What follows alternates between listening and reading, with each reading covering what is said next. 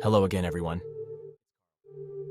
Today I have a chilling tale to share about a young girl's fateful summer vacation. In 2013, the vibrant and ebullient Daniela Locklear celebrated her 15th birthday with excitement and youthful optimism. She looked forward to spending her summer with her beloved grandparents in the small town of Hope Mills, North Carolina. There, days were carefree. She worked for a time at a summer camp and attended church events with her family. During her stay, Daniela immersed herself in this new community. She made new acquaintances and was struck by one boy in particular, 17-year-old Jamichael Malloy. They met at church, where he seemed gentle and respectable. Observant family remarked how Daniela beamed when in his company. As summer drew to a close, Daniela was reluctant to leave both Jamichael and the familiarity she'd found. In a bid to remain, she persuaded her mother to transfer her to the local high school and live permanently with her grandparents. The whole family supported this scheme, unaware of the darkness that would soon engulf their once idyllic vacation spot. Daniela started her freshman year of high school with promise, excelling in nearly every subject. However, by the end of the fall semester, difficulties had arisen in her relationship with her boyfriend Jamichael. Just before the new year, they decided to part ways, though a week later realized they couldn't stay apart and reconciled once more. Over the coming months, their union would dissolve and reform repeatedly. By early March, Daniela's family noticed a shift in her demeanor, growing withdrawn and isolated. She often shut herself away in her bedroom, communicating less with relatives at home. They understood the tumultuous bond with Jamichael lay at the heart of her suffering. Despite efforts to keep busy with friends and switch off her worries, Daniela's loved ones hoped in time she might forget Jamichael and find peace. Alas, they would be grievously mistaken. On the evening of March 11th, Daniela informed her grandfather a classmate required assistance with a textbook next door.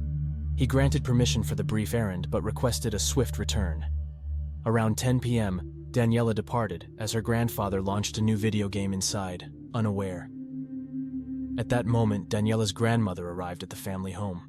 She inquired about Daniela, and upon learning that she had gone to her friends, called her, but there was no answer.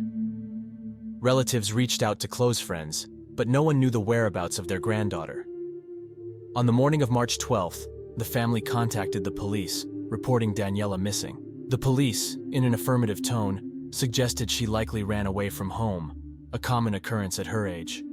However, Daniela's family didn't entertain that possibility. They were convinced that something unfortunate had happened. Taking matters into their own hands, the family initiated searches and created Facebook groups to spread the word about Daniela's disappearance. Investigators swiftly identified the gathering spots for local youth in the small town of Hope Mills, with a population of only 15,000, and interviewed friends of the missing girl. They soon discovered that on the evening Daniela disappeared, she went to a local stream where her friends often gathered. The police spoke to Daniela's friend, who, according to Daniela's grandfather, went out in the evening to return a textbook. The friend revealed that they spent the day of March 11th by the stream, even showing pictures taken at that time. However, Daniela did not come to her later that evening. Daniela's aunt, familiar with the stream where young people met, decided to check the area the next day. She arrived at the stream, walked along the paths, and in one spot found the word "help" written in the mud. While she found nothing suspicious nearby, when she ventured off the path and searched through the grass, she discovered one of Daniela's socks. She had personally given these socks to her niece, who used to wear them before bedtime. After finding the sock, the police began to suspect that Daniela's disappearance might be the result of something more sinister than a mere runaway. They started looking into who Daniela had met that evening. Soon, they learned about her troubled relationship with her ex-boyfriend, Jamichael. Investigators immediately theorized that she spent that evening with him. When the police located and questioned Jamichael, he stated that he hadn't spoken to Daniela for several days before her disappearance. The guy reported that the girl took their breakup badly, but he no longer wanted to spend his time meeting with her. Jamichael admitted that he was tired of Daniela's constant calls and messages, so he even blocked her phone number. Jamichael revealed that Daniela was depressed, and she had attempted suicide twice. He shared that, after their breakup, she once threatened to drown herself in cold water. The guy stated that on the evening of March 11th, he was at home with his friend. His 18-year-old friend and Jamichael's family confirmed that he was at home with them that evening and night. The police asked the guy to check his phone, He agreed and willingly provided his mobile.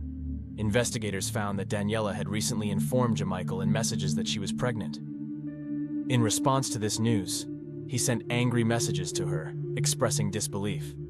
The next day, he wrote that he was very angry and didn't want to see her.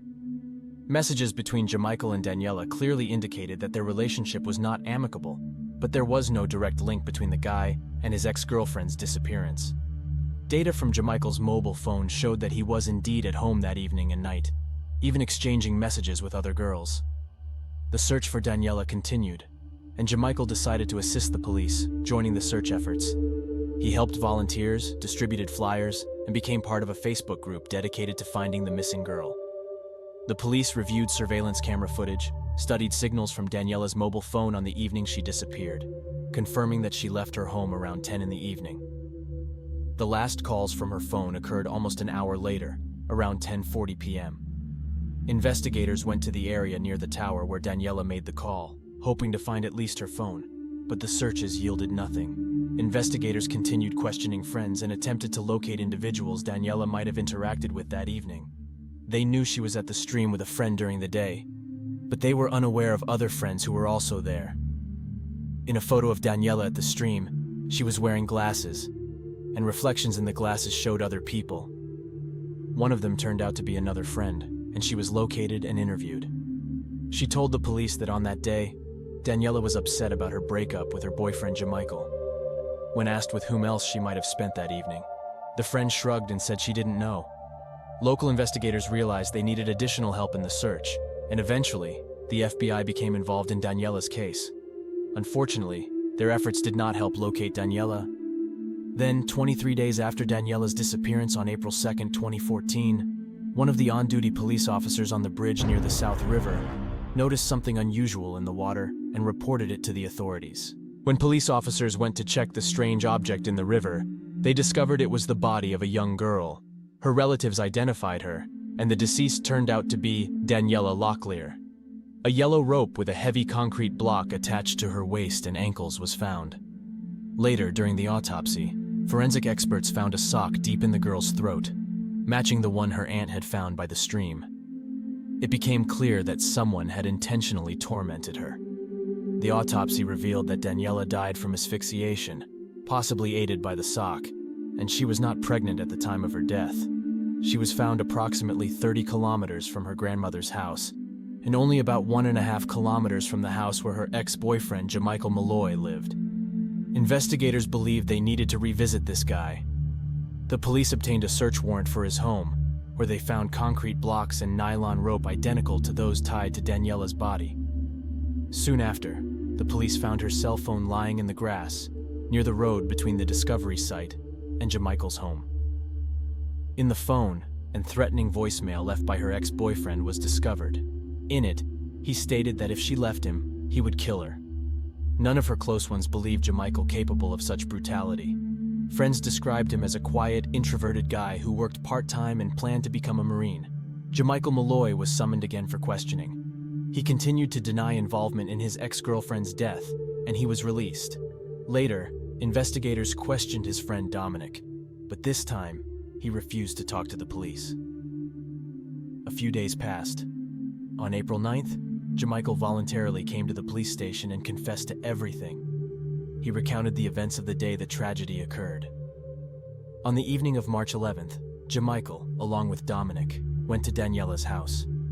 They threw a wallet at her window to get her attention. A few minutes later, Daniela told her grandfather that she needed to go to her friend. But in reality, she went out to the guys, and the three of them went to the stream. Once there, Daniela again informed Jamichael that she was pregnant. Dominic, positioned 50 meters away from the couple, didn't interfere with their relationship issues. An argument ensued, and Jamichael demanded that she take a pregnancy test right then and there. The girl refused. Following this, Jamichael stated that if the test results were positive, he would support her, but there would never be any romantic relationship between them in the future. After these words, Daniela lunged at him. She struck him, triggering the young man's rage. He grabbed the girl and began choking her. He was unaware of the gravity of his actions. In a moment of realization, he abruptly released her, and she collapsed face down on the ground, motionless.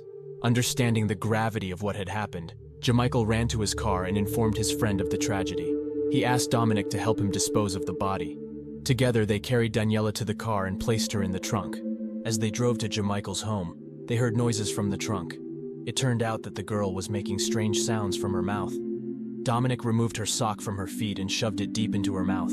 Upon reaching Jamichael's home, he and his friend took a concrete block from the garage, tied it to Daniela, and then drove to the nearest river, where they disposed of the body.